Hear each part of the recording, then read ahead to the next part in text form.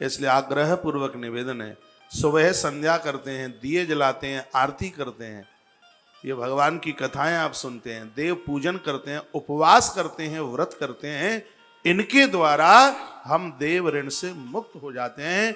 उसी के लिए ये उपवास की एक विधि बताई हमारे पूर्वजों ने, आचार्यों ने, संतों ने।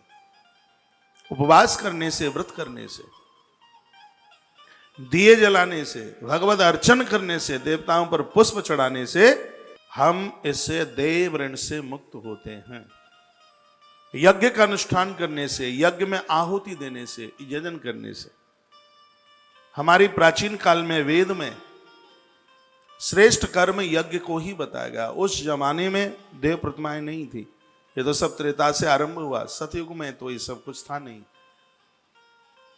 और ना कोई थाल लेकर के मंदिर में जाता था। भगवान को भोग लगाने के लिए अन्न आग के ऊपर जलाया जाता था। कोई भी चीज आप अग्नि में जलाते हैं तो अनंत गुना सृष्टि में प्रकट हो जाती है। हम घी इसलिए जलाते हैं क्योंकि इस सृष्टि में श्वासों की कमी न रहे।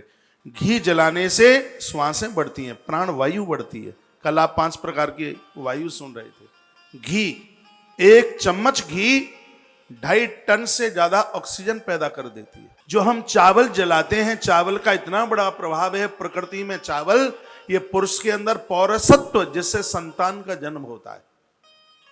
ये चावल जलाने का, चावल में गुड़ मिलाकर थोड़ा घी उसमें मिलाकर के जो अग्नि के ऊपर जो जलाते हैं, इससे नारी का बांझपन और दूर होता है और पुरुषत्व मजबूत होता है। और उन देव ऋषियों के द्वारा जो ये खोज की गई, ये चीजें बड़ी अद्भुत रही अपने आप में। तिल जलाने से नकारात्मक ऊर्जा समाप्त होती है, नकारात्मक विषैलापन समाप्त होता है।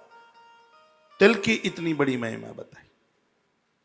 कपूर जलाने की बहुत बड़ी महिमा। कपूर आयु बढ़ाता है, रोगों का नाश करता है और वाणी को सिद्ध कर देता है। इसी जन्म में इन 5 ऋणों से मुक्त होके जाना है। इसी जीवन में आप खिलते हुए पुष्प की तरह, हम और आप अति प्रसन्न मुस्कुराते हुए जीवन आनंदमय होगा। कोई अपमान भी कर देगा तो कोई फर्क नहीं पड़ेगा। अभावता आपको हिला नहीं पाएगी। ऐसा कौन है संसार में जिसको अभावता नहीं है? जो बहुत करोड़पति हैं, जिनके पास बहुत धन है, अभाव उनको भी है। उनके पास पैसा है, उनके पास स्वास्थ्य नहीं है। पूर्ण तो सिर्फ भगवान है। मैं एक वेद का मंत्र बोल रहा हूं, पूर्णमदः पूर्णमिदं पूर्णात् पूर्णमुदच्यते पूर्णस्य पूर्णमादाय पूर्णमेवावशिष्यते। वहां से कितना भी निकाल लिया जावे तो भी वो पूर्ण है। भगवान को सागर से जोड़ा, समुद्र में से कितना भी पानी आप निकाल लें फिर भी समुद्र अधूरा नहीं है, समुद्र अपने आप में पूर्ण है। परमात्मा से जितना भी ले लिया जावे फिर भी ईश्वर अपने आप में पूर्ण है। पूर्ण तो सिर्फ भगवान है। आदमी पूर्ण कैसे हो जाएगा?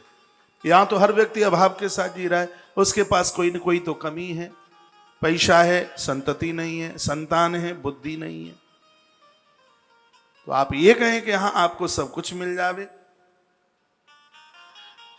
तो वो तो संभव नहीं हो सकता।